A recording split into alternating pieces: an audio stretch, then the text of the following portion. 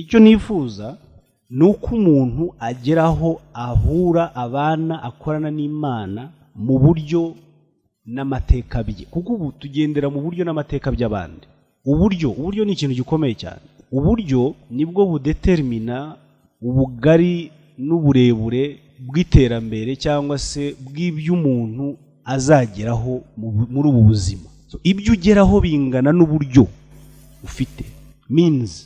Iyo baguteguriye uburyo akaba ari bwo ushaka kugeraho gukoresha ugera ku Mana wifuza, birangira ibyo ugeze atari umusaruro wawe, ni umusaruro w'abateguye ubwo buryo. Sinzi ko tubyumva.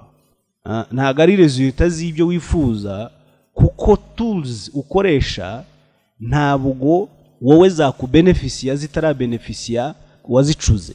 Niyo mpamvu baturi hejuru, niyo mpamvu baza bakatwiba bigakunda, bakatugonganisha bigakunda, bakatwica bigakunda, kuko imbaraga twashyize muri ibi bikoresho byabo by'ubumana bacuze zungukiye ku gipimo kirenze, zungukiye ba nyirazo kurusha uko twebwe tugira icyo dukuramo. Niyo mpamvu umuntu muzima yakabaye aharanira kugera ku rugero no kuba mu bushobozi bumenya Imana, busabana nayo mu buryo n'amateka bye. Abandi ko byakunze mu buryo n'amateka byabo, twe kuki byacu bidashobora gukunda. Iyi Christianity murimo ni igihangano cy'abandi. Ntabwo ari ubumana, ntabwo ari Imana, ntabwo ari Imana. Iyi Christianism ntabwo ari Imana. Abantu bazi ko utabaye umukristo atemera Imana, atabana n'Imana. Oya. Christianism ni ya constante. Ni ibintu by'abaroma bubatse, ni ubwami bwabo, ni ubutegetsi, ni ubuhanganye bwabo. Ntaho bihuriye n'Imana. Niyo mpamvu ba nyiri dini basigaye baba confusing, mutazi uko bimeze, bakora ibyo bashaka igihe bashakiye. Noneho kubera ko tudasobanukirwa neza ko ari igihangano kirimo kuducura inkumbi, tukavuga ngo ni ibihe bya nyuma. Impamvu duhita tubishyira mu bihe bya nyuma nuko tudashobora kumenya ibi bintu biraterwa n'iki, byapfiriye he. Ntabwo dushobora kumenya aho byapfiriye. Kubera iki? Kubera yuko byatangiye tudarora. Ibi ni ibihe bya nyuma. Reba ukuntu abana n'ababyeyi babanye. Abana n'ababyeyi Bibiliya none se byatangiye babigisha ko mugomba gutandukana, umwanzi agomba kuba mu nzu yawe, none se mwumva muzabana kugize bitazarangira mutemana nyine. Ibintu byatangiye kera, gutandukanya abantu hashingiwe ku kwemera. Niba ufite umwana utemera nk'uko wemera, ubwo ni ikibazo. Ukwemera kuragenda kuba standard, guhuzwa, kugirwa ishingiro ryo kubaho.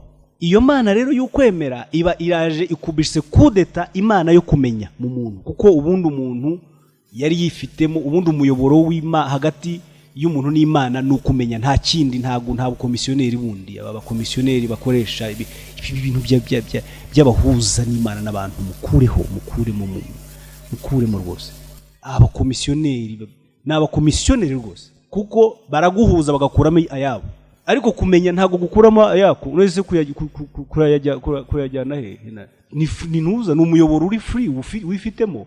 Ugasanga impamvu kuki tunyurwa n'imvune n'ibiduhenda n'ibituvuna kurusha uko twakabaye tunyurwa n'ibyo dufite in abundance, mu bwinshi, kandi bitatuvuna bitaduhenda, biri mu bushobozi bwacu, under our own control.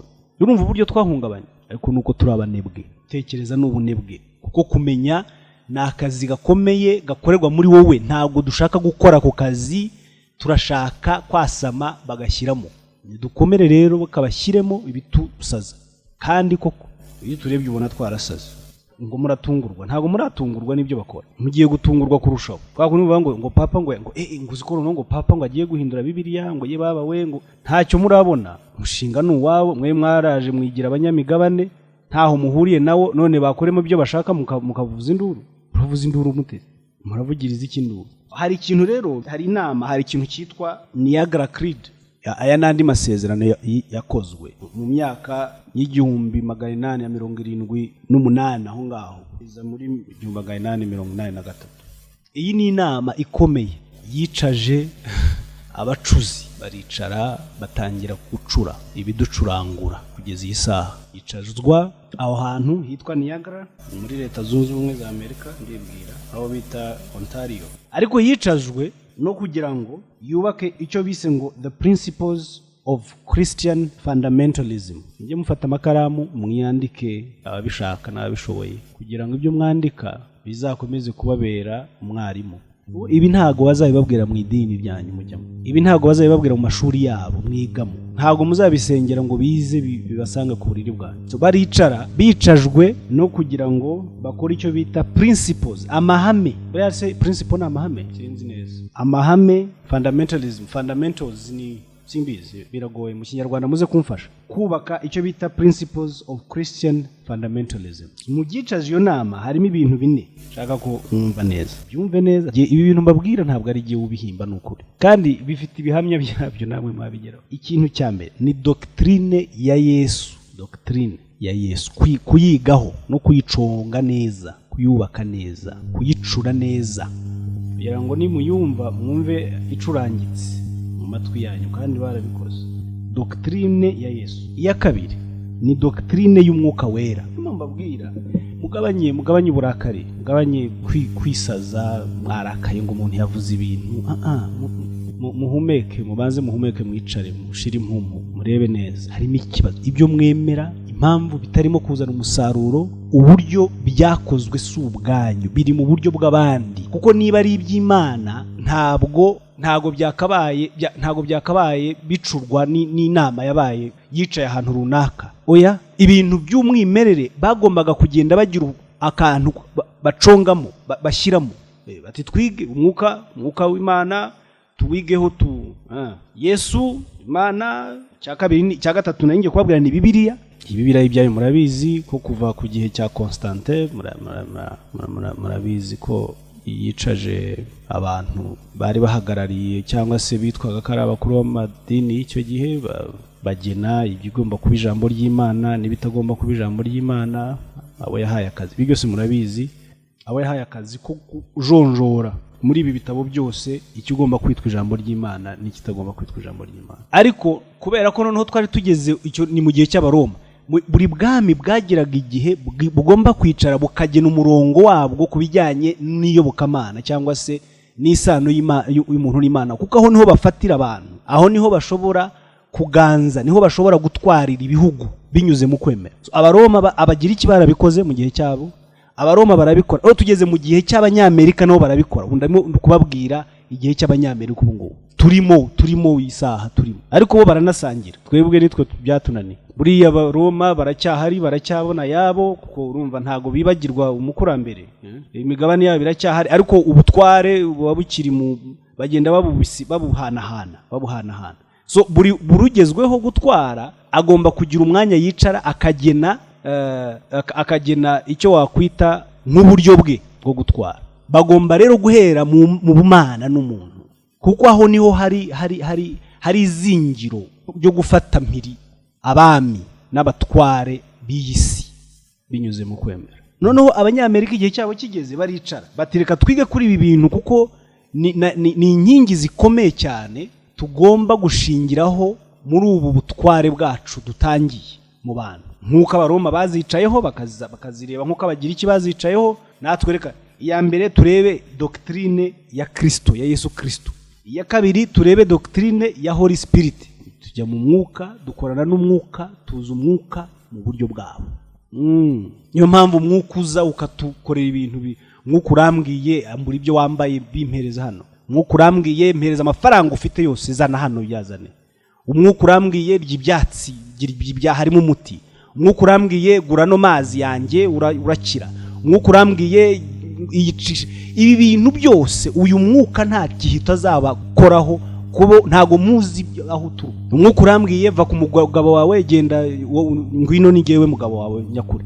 Umwuka urambwiye mutandukane ibintu twibaza ariko ntitugire icyo tubikoraho. Umwuka w'abesukro uri hano hanze wirirwa wesukro k'abantu, nuko abatangiye kwiga uburyo bwawo baje intego ari ukwesukrokanye.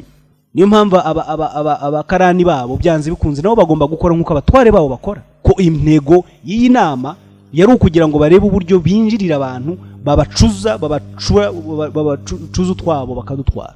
Yicaye mu 1878 ni ibintu bitanu bize byabicaye. icya kane yari missions. Ayo ngiye tuvuga ngo abamisiyoneri abera babita ngo iki abera abamisiyoneri abera abamisiyoneri simbizi. Iyi mission yabo missionaries kucyo ni igihe ubukoroni bwari buriho butegurwa neza. Abamisiyoneri bagomba kuza muri ibi bihugu byacu kugira ngo bategurize bene wabo baze gusarura ibyo batabibye nyine. Icya gatanu ni ubuhanuzi, prophecy. Tega amatwi, wabishaka utabishaka ntuzabikuraho. Byarabaye. Prophecy iteje ibibazo. Igitabo cya Danieli byahishuwe 144. Prophecy yigwe neza. Ibi bintu wiga nuko atari iby'Imana ni ibyawe. Ibi ntabwo ari umwimerere. Ibintu byamaze gutobangwa n'abantu barenga magana ngahe biba bitakiri iby'Imana, bari iby'abantu. Niyo mpamvu mbwira abantu bakunda Imana, abantu bafite Imana batega amatwi, nibumva neza barakira, bararushaho bararengaho bari mu busabane bwabo n'Imana. Kuko ibi ngibi biri mu bintu bibloka, bibarwaza muzunga, hako ntibaza aho bituruka. Mu nyigo yafashe icyo gihe cyose haza kuvamo imyanzuro y'inama. Imyanzuro y'inama iyo iranaremereye cyane. Icyo nshaka nkora ibyo ndimo mvuga ibyo mvuga no kugira ngo n'akazi gakomeye gusobanura ikinyoma mu kuri mu byo mufite. N'akazi gakomeye cyane kugira ngo dusobanure ibi bintu tubicayure, kuko ukuri ko kurahari. Umwimerere wabyo ibi byose barimo kwiga umwimerere baje ujya gupirata ikintu kuko hari original yacyo. Nta piratage ibaho idasabye original. Iyo ugiye gupirata ni igihamya cy'uko hari original. Iyo nama rero yaje yanzura ibintu bigera kuri 14 imyanzuro 14. Ni kwa kundi inama y'abaminisitiri yicara igasuzuma umushinga runaka w'itegeko, ikaba yawemeza cyangwa se yawuhindura. N'aba baricaye basuzuma bihari bati katurebe ibyo twemeza tubyemeze, cyangwa se bihinduke bijyanye n'icyerekezo dushaka cy'ubuyobozi cy'ubukoroni bw'isi, cy'ubuyobozi bw'isi. Cyambere bemeje ko ibyanditswe scripture bigomba kwigishwa uko byigishijwe nyine, uko byateguwe, bigomba gufatwa, ihame ryabyo rigomba kumera kudahinduka. Muribuka ko uburyo byateguwe harimo abaroma bicaye bagatanga akazi ku bakozi babo, bakareba original manuscripts. Cyo twita manuscripts ni inyandiko ariko zandikishijwe manyo nyine n'intoki byanditswe. Bakavuga ko izi nyandiko za kera arizo zashingiweho mu igenwa ry'ijambo ry'Imana. Aba nabo baraza barabyemeza. Cya kabiri beongera kwemeza ubutatu butagatifu, Trinity. Sanga nta gikwiye guhinduka uko cyubatswe. Ibi byarabaye, these are facts. None nkakubwira nti iyo hari gahunda, hari impamvu yo kwiga ku kintu, impamvu inama y'abaminisitiri yicariga ikaba yareba niba umushinga wahinduka cyangwa nuko ari ibyacu nyine ni ibyabo, nitwe tubikora, nitwe tubigena. Baba bareba niba bijyanye n'igihe, bijyanye naho tugeze, bijyanye n'intego z'igihe tugezemo, za gahunda twihaye. Barebe niba hari icyo bahindura. Ni imishinga nyine yacu igomba kutubenefisia. N'aba rero impamvu bagomba kwicara bakabisuzuma mu gihe runaka uko basimburanye nuko byabaga birimo, byabaga ari umushinga nyine wabo. Ntago uhindura iby'Imana ntubihindura, ntago byigaho, ntago ubihindura, ntago binoza. Niyo mpamvu babwira ngo mureke Imana, tureke Imana ikomeze ibimana muri twe, idini rihagarara mu mwanya waryo, ryemera icyo riri cyo, hanyuma turebe uburyo twakorana niba tunakeneye gukorana. Ubwo ndavuga nk'abantu, nk'abanyarwanda n'abandi bose bafite agaciro kabo. Turebe niba hari any partnerships dukeneye gukorana, tuzikorane nk'abafatanyabikorwa, ariko bave mu Mana, ntabwo ari yabo, ntabwo Imana ntaho bahurira nayo. Murabizi mwabayobozi b'amadini mwe, murabizi ko ntaho ibi bintu byanyu bihurira n'Imana. Byitirirwa Imana ariko ukuri kwabyo muzi neza nuko ari ibyanyu gusa. Ari amadini y'inzaduka, ari amadini ya kera, murabizi ko ibintu ari imishinga yanyu. So ni muze mufatanye n'igihugu n'abaturage muri gahunda za leta nk'abafatanyabikorwa birashoboka ko hari ibyo mwakorana, ariko Imana muyiveho kuko murayibeshyera. Ibihamya birahari, nibyo tubwira abanyarwanda, tubereka, tumaze imyaka 4 tubereka ko nta Mana ibirimo. Bongera kwemeza the creation and fall of man into captivity, kuremwa no gucumura k'umuntu bimushyira mu buretwa buhoraho.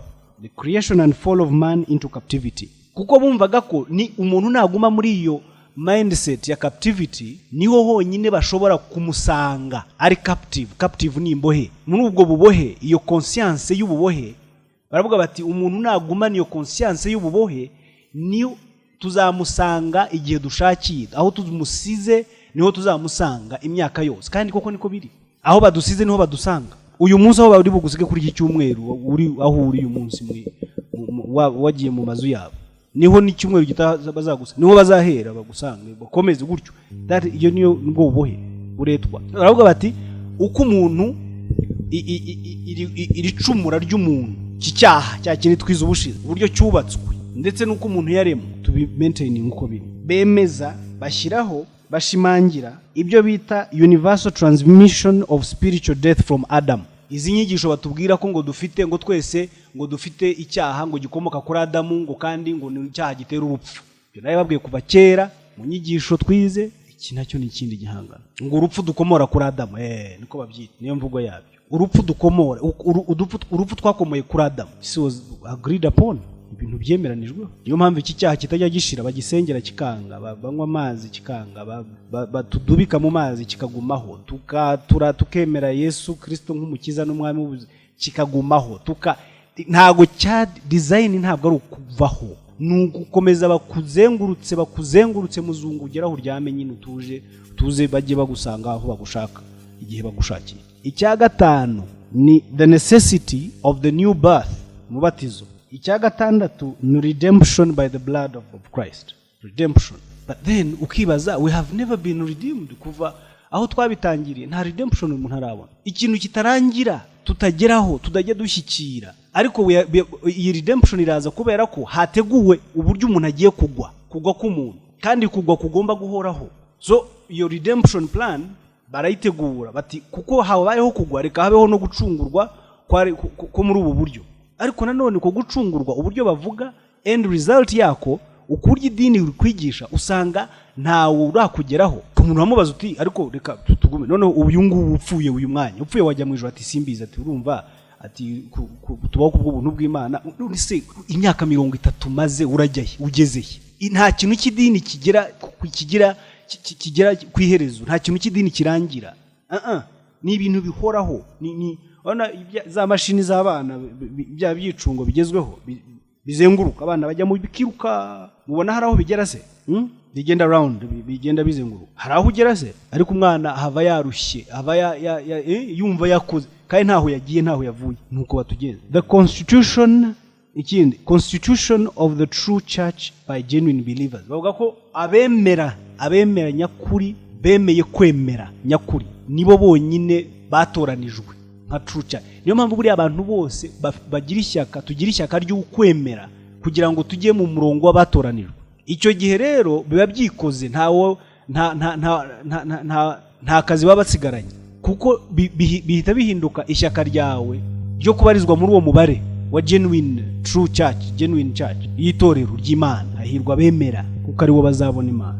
Barongera bemeza the centrality of Jesus Christ in the scriptures. Nukuvuga ngo ikintu kiba kiri central, aho yanga ibintu bisantralize ku Mana nyakuri, bigomba gusantraliza kuri Yesu, kuko Yesu yagiye ahimbwa, aremwa mu biganza by'umubumbyi, yanyuze mu biganza byinshi cyane. Yahereye kwa Soteri hano muri Egypt, aragenda agera mu Bagiriki, agera mu Baromani, araza agera mu Banyamerika, yanyuze mu biganza by'ababe. So baravuga bati reka ibi bintu, kuko Yesu bamurema uko bamushaka, reka ibi byanditswe byose ni umana bwo bicentralize, aho kujya bicentralize ku Mana, bicentralize kuri Yesu, kuko Yesu iryo zina dufite ubushobozi bumubumba uko tumushaka, uko tumwifuza. So abantu bemere Yesu cyane, bagendere kuri Yesu kurusha uko bahura n'Imana, bumva Imana, basobanukirwa Imana.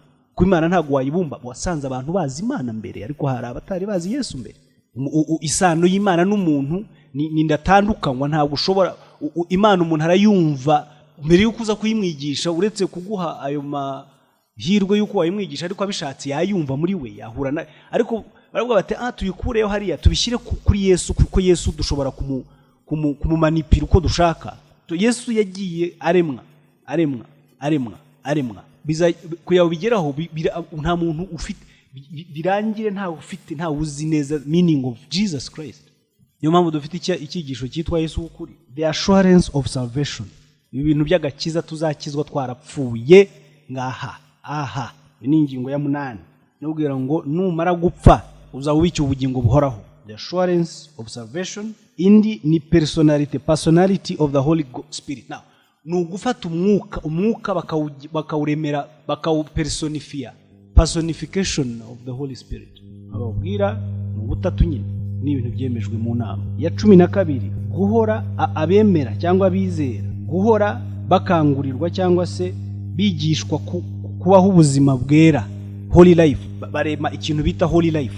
Niyo mpamvu holy life abantu bagirwa inzira karengane no kuko buri dini rifite holiness yari, kwera kwari. Abera bitorero by'Abadventiste uzasanga ibyo bakora nuko babayeho bitandukanye n'ibyo abera bitorero ry'Abangirikani. Usange itorero uburyo babayeho n'ibyo bakora n'ibiconstituting holiness y'idini ryabo ritandukanye n'iy'Abagatolika. Usanga biraje bitandukanye n'ibyo base. So holiness ifite iri defined, igenda isobanurwa, idefiniswa n'abakuremye nyine uko kwera uko ari. Abasilamu holiness bafite uko bayidefinisa. So nta universal standard of holiness ihari. Holiness kutarongora kuri bamwe ni ukuba holy, ni holiness, ubuzima butunganye bwera. Uretse ko byaje kurangira bibananiye, birangira bafasha abana batoya kuko bafite uko bagiye bigenera kwera kwabo. Ntago ari ukwera kw'Imana, ni ukwera kwabo, ukwera kw'idini. So baravuga bati mugomba kwigisha tubishyiremo imbaraga ibi bintu, kuko bizatuma umwete w'abayoboke ubaturukamo kugira ngo bere kumva bagenda bakoresha amazina ari attractive, inyito zikurura. Ninde se udakunda kwera? Wewe bavuye ko wanduye baba birangira. Or icyo ni kinyoma. Ya 13, the immediate passing of the souls of believers to be with Christ. Abapfuye twakundi tuvuga ngo agiye ku Mana, dore nahangaha byubakiwe. Umuntu upfuye wese impamvu bakubwira ngo nupfa uzabona amasezerano yose yasezerano. So iki kintu cyo kuvuga ngo bazajya bajya ku Mana, abapfuye bose destination ni ku Mana, dore nahangaha cyemerejwe. Ya 14 ari nayo ikomeye cyane, niyo bita premillennial second coming of Jesus Christ. Buriya amadini arimo ibice bibiri, arimo abemera, arimo itsinda, harimo amatsinda. Hari abemera abitwa ba premillennials. Premillennials ni abavuga ko Yesu azagaruka agategeka imyaka, ntimubizi se? Azagaruka tegeke nyuma y'imyaka 1000 tujye mu ijuru. Bintu nk'ibyo numva haraho, sinzi namyibuka neza, ariko numva narabyizeho mu madini. Iyo bita second coming of Jesus Christ. Azaza atwara imyaka 1000 mu isi, noneho tujye muri Yerusalemu nshya. Abandi bitwa aba millennials baravuga batoya ibyo ngibyo bizakorwa, ntabwo biri physique. Ibyo ntabwo biri physique. Bo abangaba bo bavuga ko bizagaragara nkuko nyina azamanuka mu bigaragara, azatwara mu bigaragara, ubwami bwe n'ubugaragara. Bakavuga bati abandi bakavuga ubwami ntabwo bugaragara. So harimo ibi bice. So abangaba iyi ngiyi ya second coming nahangaha yemerejwe. Yaba ngaba bemera gusa abantu bagomba kwigishwa ko ubwami buzamanuka buze hano ku isi, dutegekane nawe. Gutegeka rero tugira inyota yo gutegeka, inyota izatu. Barabizi bubaka aho turi, aho bazi ko dushoreye. Inyota yo gutegeka bazi ko biri muri kamere ya buri muntu kwifuza ko dutegeka. Ndabyibuka hari n'indirimbo ngira ngo byo bamwe baririmba bishimira ko bazategekana na Yesu imyaka 1000. Millennials rero nahabyubakiwe ibingiye. Ndagira mbibutse ko ibi byabaye muri iyi myaka hagati ya 1878 n'1883. Mbibutse ko twebwe Bibiliya ya mbere yatugezeho dukurikije abaturuta mu mateka yatugezeho muri mu 1900 ni nabwo baje 1900 nibwo baje ariko noneho Bibiliya ya mbere mu Kinyarwanda twayibonye muri 57 ngira ngo ariko bo kuzana ubutumwa bwiza in quotes bo babuzanye muri 1900 mu 1900 umushinga waramaze kubakwa neza baramaze kuwutegura neza so twe itugeraho hashize imyaka 57 ubwo impamvu mbivuze murabyumva ngubwira bumva ntavunika nimureke umuntu nimwihe amahirwe nimuhe Imana amahirwe yo kubabona kuko yarababuze muri mu muzerero w'ibi bintu byubatswe n'aba bantu nimureke umuyoboro utarubatswe udashobora no kubakwa n'inama z'abantu na meetings na conferences n'ubwenge bw'abantu ukomeze ubahuze n'Imana kuko niyo yawishyiriyeho muri mwe ibi by'imibatizo dore ngibaho byubakirwa ibi byo kwicuza bihora bibagira abanyabyaha dore ngi icyaha cya Adamu naha cyubakiwe urupfu dukomora kuri Adamu naha rwubakiwe nahoze nganira n'umuvandimwe ejo ndamubaza tureba kuri Satani wari abwira se Satani uko idini ritubwira ko yari ikiremwa cy'Imana yari yararemwe yararirimbaga yari mababa yatwikiraga intebe y'Imana urumva ko ibintu ni Imana yamuremye kuko yari kubaho kwari mu nyungu zayo yari umukozi wayo sibyo fine nubwo bigoye ko ariko reka mbyemere bivuze ngo Satani ntabwo yari ariho rero nta n'ikibi cyariho nta se w'ikibi wari uhari yari ikiremwa nk'uko uri ikiremwa na Adamu na Eva bari ibiremwa Adamu na Eva bo ko bandujwe n'itunda Lucifer we yandujwe n'iki ubwo twarimo dutracinga icyaha icyo ari cyo aho ikibi gituruka icyo cyaha we yagisoromye hehe ko yaremwe atunganye Lucifer yari atunganye ukireka numbwira ko Imana yamuremanye intuze bigira nyine imusiramo imbuto y'ikibi ni ikiza ibikora ubwo nabyo until you prove it ariko ntago turi bubyakira ubu ngubu ko twabyigishijwe noneho iyo ntungane ntago tubona aho yagiye kwandurira yandurizwe wenda mu biganiro dore ko ngo umugore ngo yandujwe n'ibiganiro yagiranye n'inzoka nibibi birambabaza nkabura uko bigeze Lucifer naho tubonye yagiye kuganira n'ikindi kiremwe icyo ari cyo cyose nta hantu tumubona arya itunda cyangwa umuneke cyangwa arya umwumbati nta hantu tumubona anywa amazi runaka ngo tubone ko ibyaturutse yagiso ubwo bubi yabusoromye he ubwo icyo nabwiraga uwo muvandimwe ambwiraga nti ububi aho hahita havaho Satani kuko Satani yakabaye agira credibility yaza kuba atararemwe n'Imana nibwo twavuga ngo Satani niwe se w'icyaha niwe ariko yaremwe atunganye ububi yabuvomye hehe n'amarenga kuba mubi cyangwa kuba mwiza ni ibintu wifitemo kuko ngo Satani ngo yabinteye ntago yabiguteye ni amahitamo yawe n'amarenga so murekeraho responsibility y'ububi bwanyu kuyishyira ahandi nuko bababeshye kugira ngo babagumane mukomeze kuza kubashaka mu kazi bakomeze babafashe iki gihimbano cyabo ariko nta muntu wagufasha gukira ububi cyangwa se icyaha urakirema icyo kibi nako iki cyaha cyo tunakireke kuko byo ni ibindi ariko ikibi ntago ugikura kuri Adamu ntago ugikura ku nzoka ni muri wowe ni wowe ubihitamo ni wowe uganira uribwira ko Bibiliya ivuga ko yibwiye mu mutima ntawe utibwira niba Adamu niba Lucifer yaribwiye nkuko iyo Bibiliya ivuga ngo nawe uko kwibwira cyagufite kandi ntabwo kwibwira kwaturutse kwa Lucifer ni ubushobozi kamere umuntu afite yaremanywe n'Imana wo n'umwimerere be kwanduza wanduzwa n'ubushake n'amahitamo ya nyirawo nubishaka uraza kuba isoko y'icyiza kuko nicyo uri bureme nicyo uri bube nicyo uri buha abandi nubishaka uraza kuba isoko y'ikibi kuko nubishaka nicyo uri bureme nicyo uri bube nicyo uri buha abandi biroroshye nta kuvuga ngo bazadukiza ibyaha binyuze mu mazi ngo ntabyo ngo murakizwa se abakiza abandi nibo babihubwo kubaruta nese bo babikura he ko bakijijwe mureke gukomeza gushyengwa nk'abana izi ngingo eshanu zizweho ahangaha nizo mahame akomeye nibyo bigize doctrine na dogma z'ukwemera uko ukwemera mu kusobanukirwe mu kubemo mugushatse ariko mumenye ko ari umushinga w'abantu ukwemera nitwa Sam ndi mu mujyi wa Kigali. Ndabaza nti umuntu umaze kumva uko ibyo byose byacuzwe yakora iki ko numva twarindagijwe bikomeye none ubuyobe buzahagarara kuko buzahagarikwa uko ubuyoboke bwakiriwe.